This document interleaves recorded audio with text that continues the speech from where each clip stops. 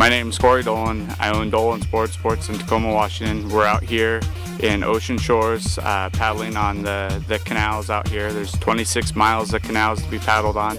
I'm here to basically demonstrate how to paddle, what kind of boards you can paddle on, and general needs for paddling. So some of the necessities that they require out here at Ocean Shores to paddle in these canals is a life preserver and a whistle. There's two different types of life vests that can be worn. There's the inflatable ones that are all CO2 inflatable. Can be worn on your hip, can be worn on your shoulders. There's also your standard life vests. There's also another safety feature which is called a leash. Leashes go onto the back of the boards. They attach you to your equipment, so if you were to come off of it, you don't have to swim after it, you can pull it towards you. The other kind of standard for paddleboarding is a paddle. You've got multiple different types, brands of paddles. The general configuration of a paddle is a long shaft. The handles are a little bit different per paddle. And then almost all of the paddles should have about a 10-degree kick on them. Okay, so when getting ready to go out on the board, you're going to want to find the center point of your board. So your center point almost always is where the handle is. The handle is designed for carrying, and they're always going to put it right in the center so it has the proper balance point. So it's always a good visual point of where your feet or knees should be. When you get into the water, you want to set it into the water and get in. The best way to start is on your hands and knees. This is a good point to start. So as you start to get comfortable with the balance point, you can now grab your paddle and pull it out from between your legs. And as you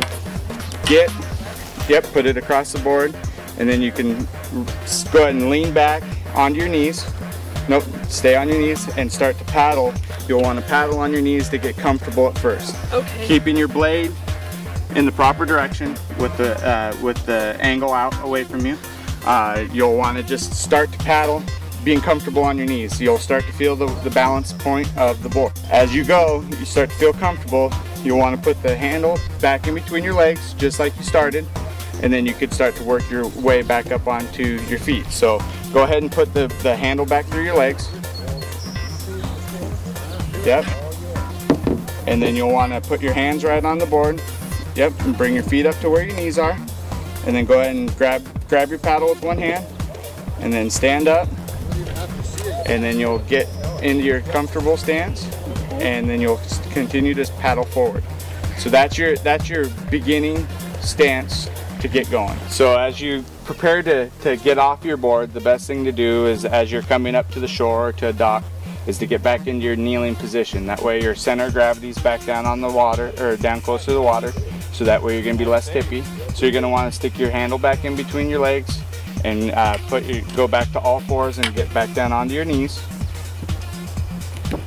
And then you can either bring your paddle back out and help scoot you forward, or you can use your hands to bring yourself up to the dock, and then basically just bring yourself up to it, get stationary and get comfortable, and then just move yourself off the board. Or if you're paddling up onto the shore, you could then just get into about ankle deep of water, step off of your board, and then pick it up and carry it away.